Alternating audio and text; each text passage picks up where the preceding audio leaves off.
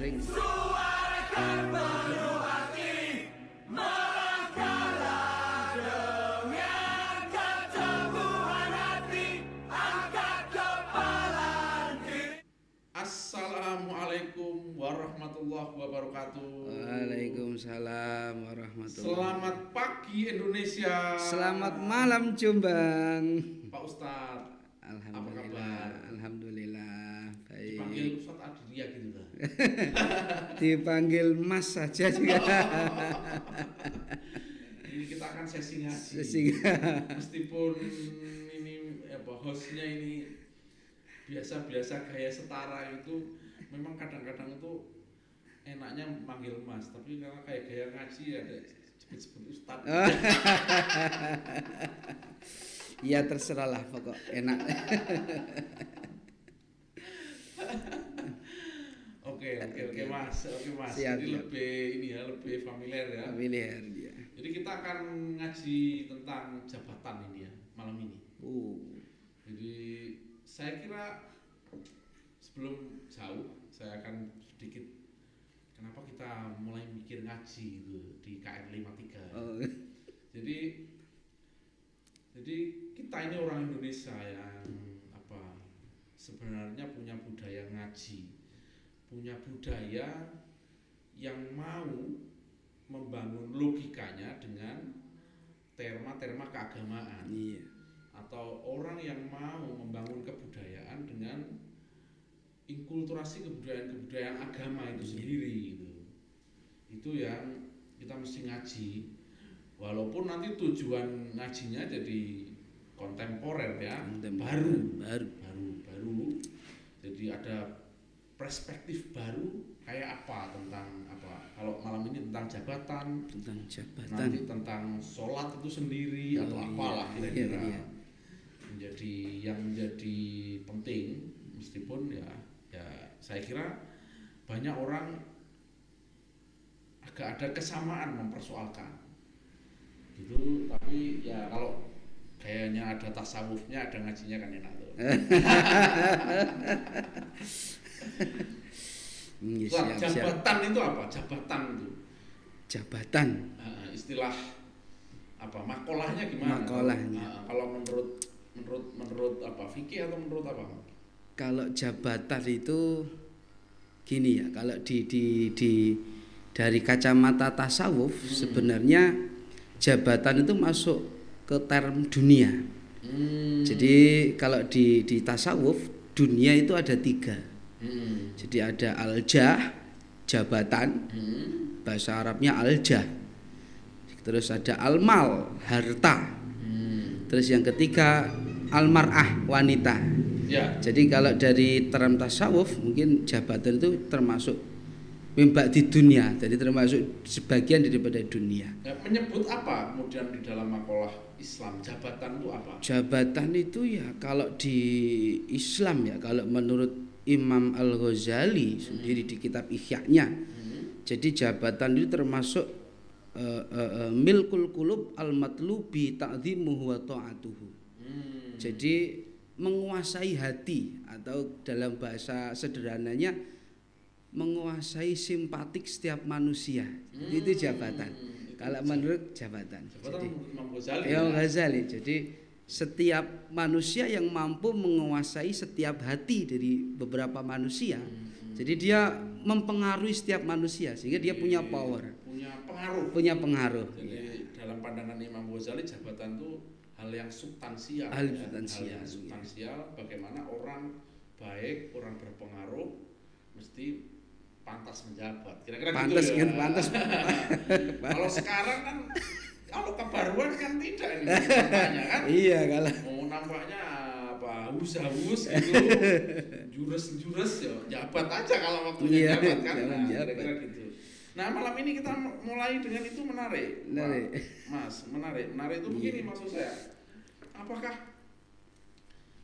Apakah menurut masih relevan Imam Ghazali mendefinisikan jabatan itu di dalam konsep tasawuf itu sesungguhnya mempengaruhi dan orang yang menguasai hati banyak orang itu sendiri apakah masih kontekstual?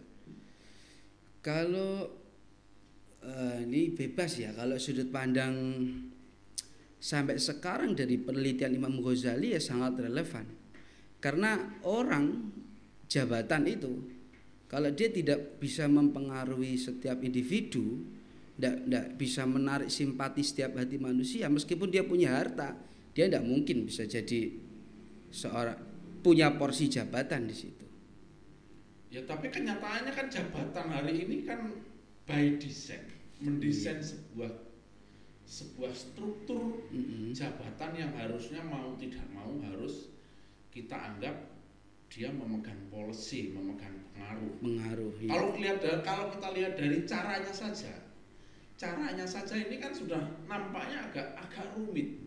Bahasa kalau jabatan itu nampaknya tiba-tiba ada dan itu dipakai untuk satu situasi yang kebaikan, yang sakral, yang amanah gitu. Padahal prosesnya sudah agak beda ya, agak beda. Kan kita sedang tidak ingin bilang misalnya kepala dinas yang sedang misalnya yang sedang menjabat itu diamanai dari bupati, kan tidak sedang tiba-tiba orang cerdas berpengaruh mempengaruhi begitu, nah, dan jadinya kekacauan gitu kan repot gitu. Gimana tak? Jadi konteksnya tentu beda nggih Kang. Jadi kalau kita ya jelas gini.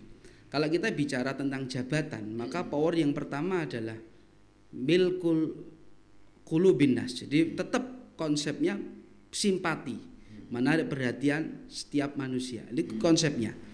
Nanti berbeda lagi dengan bahasa amanah ya, berbeda kan. Jadi gini, kita kalau bicara di konteks tasawufnya, jadi jabatan itu memang termasuk daripada dunia, itu jadi mimba di dunia itu termasuk di dalamnya jabatan. Maka di situ jabatan itu kalau didasari dengan didasari dengan niat ukhrawi, ini kalau bahasa tasawuf dulu lagi. Kalau didasari dengan ukhrawi, jadi jabatan didasari dengan ukhrawi, maka tentu akan menghasilkan sebuah keamanahan. Nah, dari keamanahan ini akan timbullah sebuah kemaslahatan gitu. Bahasa Ghazali itu atau Al-Ghazali itu, Imam Al-Ghazali itu menjadi relevan kan, menjadi pengaruh dan punya hati di banyak orang kan. Tapi kalau situasinya dia bagian dari dunia yang sejak awal dia mencari jabatan saja wis ada persoalan kan, ya sebenarnya sudah agak mesti harus ada terma baru. Terma baru tentang konsep jabatan itu tidak lagi orang yang tiba-tiba punya pengaruh dan menguasai hati banyak orang. Kira-kira itu. Ya poin saya sih begitu. Betul itu. Jadi kalau kita bicara tentang tolabul jah, mencari jabatan berarti. Kalau kita pembahasan tentang mencari jabatan, tolabul jah, bahasa Arabnya kan gitu. Kita kembali kepada niatnya personal. Dan niat itu kan kita tidak bisa menghukumi. Tapi yang jelas kalau dalam tolabul jah, mencari jabatan, kemudian niatnya dia kok niat untuk akhirat, berarti menghasilkan sebuah nilai amanah. Kemudian dari nilai amanah ini tentu menghasilkan sebuah kemaslahatan. Berbeda kalau dia dari awal, mohon maaf ya, dari awal tolabul jah, tapi dia niatnya popularitas, berarti kan niat dunia. Yang dia cari dunia, jelas dunia. Jadi yang dia cari jelas dunia. Maka duit, bojo ayu. Karena dengan jabatan itu gini Kang, kalau dalam bahasa Imam Ghazali ya, karena porsi yang paling unggul di dunia itu adalah jabatan. Nomor 1 jabatan, nomor 2 harta, nomor 3 wanita. Gitu. Jadi kalau dia sudah punya jabatan, ini dapat uang dengan mudah. Mungkin tinggal gesek sudah dapat. Mungkin ya. Terus wanita apalagi sangat mudah nggih. Jadi tapi kalau orang punya uang ini belum tentu dia bisa mendapatkan jabatan. Ini sudut pandangnya Imam Al-Ghazali. Jadi sehingga ketika orang ini mencari jabatan dengan tendensi, jadi di hatinya ini kok sudah mencari popularitas dengan dasar dunia, syahwat, nafsu, maka di situ jelas dia tidak disebut sebagai amanah. Nah, tidak disebut sebagai amanah. Sehingga ketika dia dapat porsi jabatan dengan tanpa nilai amanah, maka tentu yang dihasilkan adalah kefakiran. Itu ya kefakiran berarti kekacauan, mafsadah ya.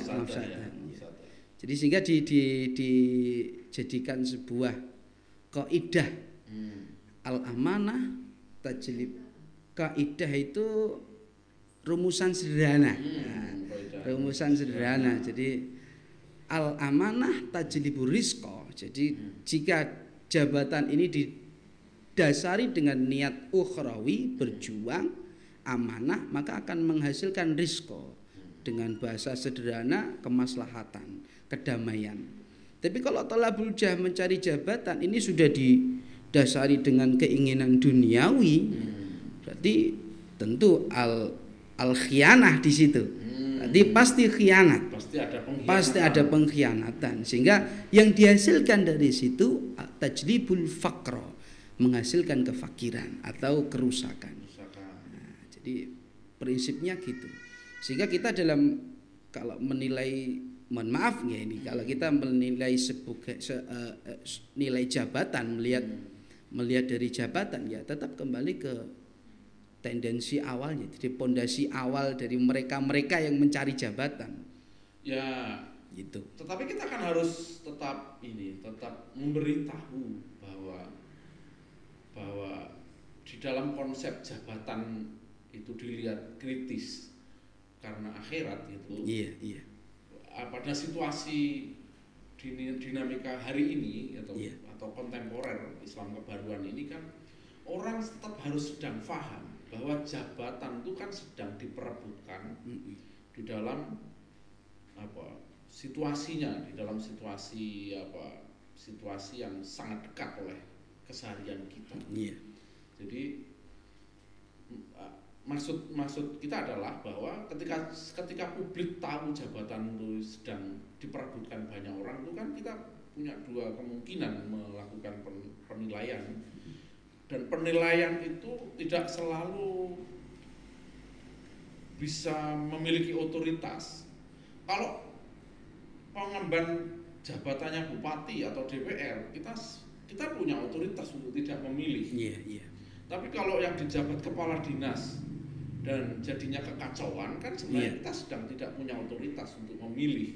Iya. Nah, itu yang saya kira kita harus mulai belajar lebih terbuka, lebih terbuka bagi Islam, bagi cara berpikir Islam untuk mengetahui situasi ini, sehingga para pejabat-pejabat yang sedang terkena kasus korupsi, yang terkena mengakibatkan kekacauan, kefakiran, pengkhianatan, itu tetap dinilai secara objektif gitu. Dinilai secara objektif, tidak kita menjadi pengikut yang emosional, yang dulu itu dia seorang kepala dinas yang harusnya kalau sampai di situ kan ini dulu amanah, tiba-tiba kesandung korupsi. Nah, kita masih secara emosional. Kalau pemenang wacana itu, saya ingin bilang gini, kepantasan yang selalu mendapat simpatik ini kan orang-orang kaya, orang-orang yang punya akses uang, yang punya akses media. Nah, ini kan agak kacau kebudayaan kita ini. Jadi penghormatannya tidak lagi kepada sikap yang baik, yang sederhana, yang tidak korupsi, yang sopan santun, yang jujur. Nah, tidak begitu lagi, tapi seragamnya, jabatannya, gantengnya karena sudah pakai sepatu gitu. Pengaruhnya itu, kalau tadi itu saya ingin bilang Imam Ghazali ketika misalnya mempengaruhi dan di hati banyak orang itu, kalau sekarang kan sudah banyak make up Bapak, make up. Jadi yang jurus gitu, kayaknya orang ini pembohong tapi di make up itu jadi ganteng gitu, terus difoto iya, kita ganteng kacau ini. Jadi nggak tahu yang terbaru ada nggak ini Mas, yang terbaru misalnya fikih-fikih baru tentang kajian ini gitu. Tentang jabatan. Tentang jabatan. Dipahami jabatan harus seperti apa kita sedang berhadapan dengan orang yang punya jabatan. Kalau gini Kang ya, jadi kalau sebenarnya gini, kita dalam bahasa agama, dalam bahasa pesantren ya, memang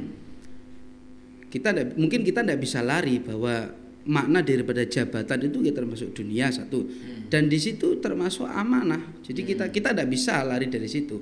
Jadi ketika ada penyelewengan, ada kesalahan di situ, berarti tentu ada pemanaan yang salah. Ada pemanaan yang salah. Sehingga gini, kalau kita lihat orang-orang yang kita kan ingin mengalihkan sebuah bahasa jabatan ini bukan amanah lagi, contoh ya. Kita bukan amanah lagi jabatan ini. Jabatan ini murni rebutan. Jadi pasar lah ini. Jabatannya pasar lah. Jabatannya ya sama. Itu tetap dunia. Jadi ya wajar lah kalau orang semangat untuk mencari jabatan, karena itu dunia dan punya potensi besar untuk menguasai, untuk memiliki. Jadi di situ. Sehingga untuk konteks pembahasan tentang jabatan sendiri tentu amanah. Jadi kayak kalau bupati, prinsipnya gini, jabatan itu tetap kita maknai sebagai amanah. Sehingga saat kita bahasakan dengan amanah, maka di situ gini, wa'atul amanati ila ahliya. Ini konsepnya. Wa'atu itu pakai khitobnya itu orang banyak. Sampaikan amanah ini kepada ahlinya. Nah, jadi semisal kita ini musim caleg atau musim bupati, pilihan bupati atau kepala desa, kita sebagai rakyat kecil nyoblos. Maka di situ kalau kita cerdas, kalau kita pinter, maka kita harus selektif mungkin memilih amanah ini disampaikan kepada ahlinya betul-betul. Ya itu saya bilang yang langsung. Yang langsung ya. Kalau yang pasar tadi. Ya yang kayak semisal, mohon maaf ya, kalau semisal bupati bupati milih anggota ini dinas-dinasnya. Ya seharusnya ya mohon maaf, seharusnya bupati harus melihat seselektif mungkin. Apakah mereka ini punya potensi bikin kekacauan? Punya potensi lebih banyak mengarang. Nah, kan di situ kan di situ. Tetap jadi wa'atul amanati ila ahliya. Tetap disampaikan kepada ahlinya. Kalau tidak, kalau sudah tendensi dunia berarti mungkin ila ahlinya niki ahli yang ahli apa ini? Ahli yang rujuknya ahli keamanah atau ahli yang rujuknya ke khianah, kan kita tidak tahu. Jadi gitu. Ya. Satu sesi menarik sekali. Tapi saya masih terus belajar. Ini perspektif jabatan tuh masih, kalau dia amanah gitu. Iya. Itu nggak ada fikih yang menjelaskan tentang bagaimana rakyat sipil ini, bagaimana rakyat ini memahami konsep yang lebih setara gitu loh, supaya misalnya yang tadi itu ketika dia korupsi kemudian ditangkap oleh KPK, ya tidak berlebihan, tidak sedang melihat orang yang kemarin diamanai itu ya tiba-tiba kita tidak terima gitu. Ini kan mesti ada konsep yang sedang harus dilihat masyarakat sipil pada lebih setara itu dalam konsep kekinian itu. Kalau saya kira ketika pandangan amanah itu kalau dilihat dari sejarah fikihnya, Al-Ghazali sendiri jabatannya banyak nggak Rayo? Iya, sehingga dalam sejarah beliau itu sehingga pernah menyendiri. Tapi kan dirumuskan dalam dia punya jabatan. Ya, di dalam konsep kesetaraan berpikir dia mengasumsikan, mengerem untuk membuat bahwa itu amanah dan ada khianah, saya setuju. Tapi kita sedang kesepian orang yang memiliki kemampuan kita sedang kesepian bahwa rakyat itu harus belajar untuk setara. Dia pemegang daulat, dia pemegang kuasa. Kalau yang pemegang amanah itu kan wakil gitu, wakil. Kita pemegang kuasanya. Nah, fikih-fikih yang pemegang kuasa ini yang menjadi penting sebenarnya. Iya, kalau konteksnya kita sebagai sipil ya kan. Ya, kalau kita sebagai penguasa.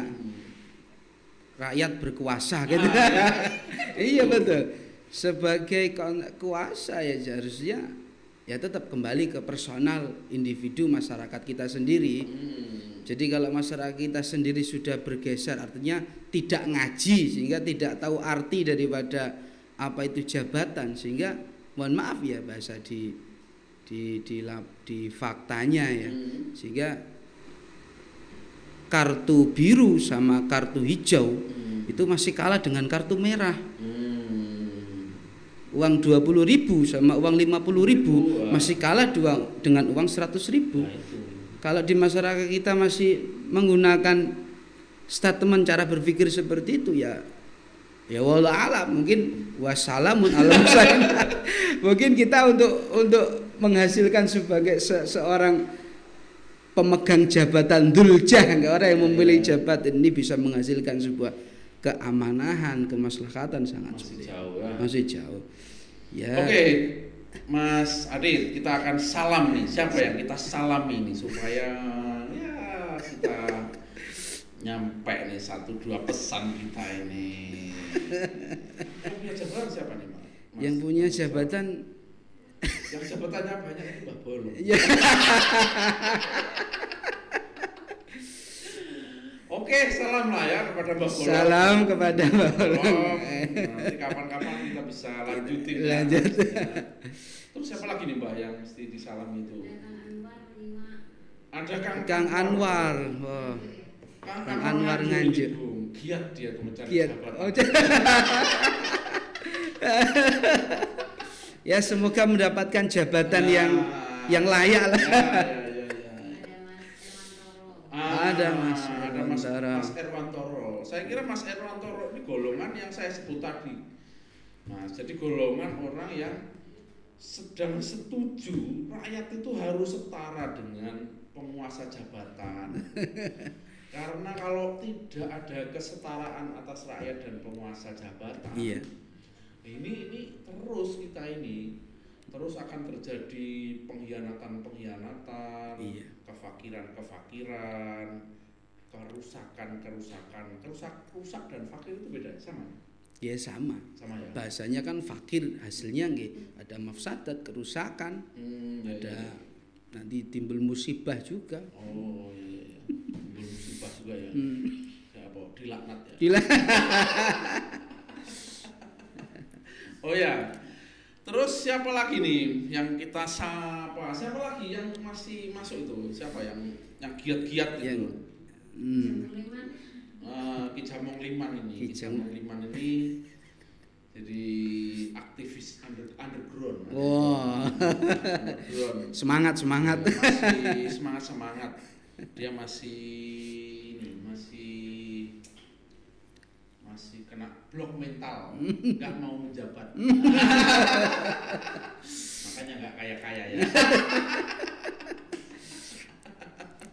Oke ya. Kalau kita lanjut nih Mas, masih selanjutnya apa nih Mas? Yang masih penting kira-kira yang saya lupa ini. Tentang jabatan. Tentang jabatan itu. Iya, tentang jabatan itu melenakan ya. Iya jelas jabatan melenakan karena satu kali minta 2 kali. Satu kali minta 2 kali. Kalau sudah 2 kali mungkin generasi ya karena dengan jabatan akan menguasai semuanya. Ya. Nggak bisa dipungkiri itu. Uang pun akan kena, dunia pun wanita pun akan kena dengan jabatan. Jadi kita sedang pilihan-pilihan menjadi Islam yang lebih mampu menangkap perubahan ketika misalnya pejabat itu lama sekali sudah mafsadah, sudah bikin kefakiran tapi lama sekali itu kan sebenarnya kita ini kan puyeng juga ya, puyeng juga. Maka kemudian apa sih tip untuk melihat itu, untuk melihat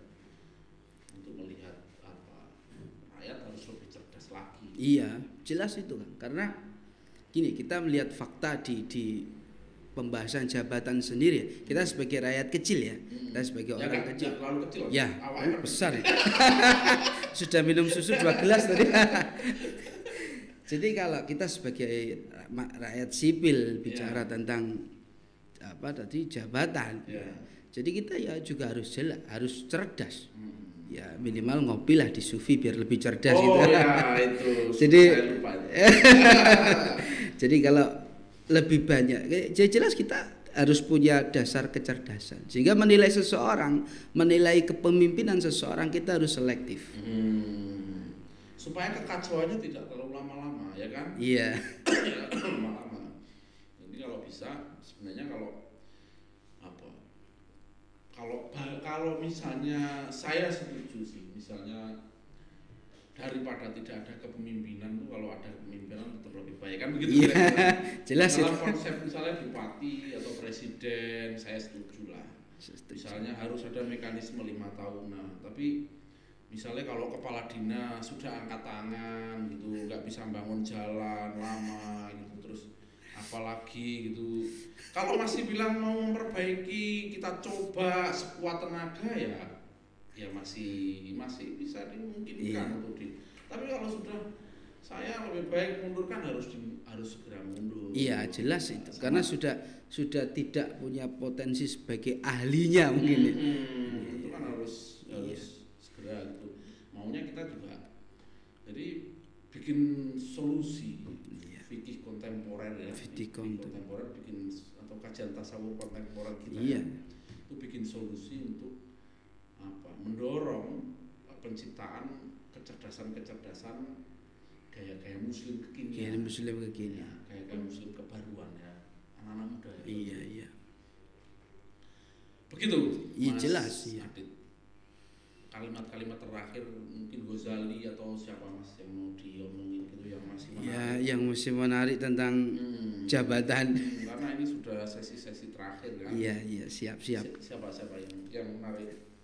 Yang menarik itu jelas gini. Jadi bicara tentang jabatan, sesi kita ini sebagai penutup kita ya. Jadi idza wusidal amru bi ghairi ahli fantadiri sa'ah.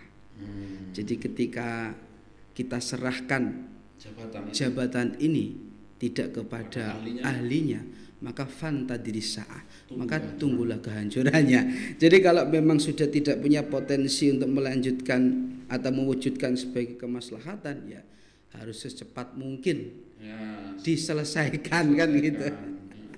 Jadi ya diselesaikan lah. Diselesaikan.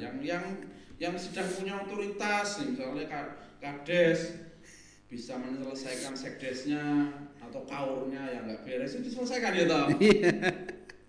Bupati kepada kepala dinasnya, kepada kabitnya, diselesaikan segera itu. Iya, selesaikan terus segera. Apa meneh? DPR kepada asistennya, asistennya nyolong kan gitu. Oke Mas Adit, saya menarik lama tidak ngaji. Iya. Ya nanti mungkin dengan pertemuan berikutnya agar lebih anu lah. Ini asik. Dari saya cukup Mas. Cukup, saya kira cukup. Assalamualaikum warahmatullahi wabarakatuh. Waalaikumsalam warahmatullahi wabarakatuh. Asik kok Mas.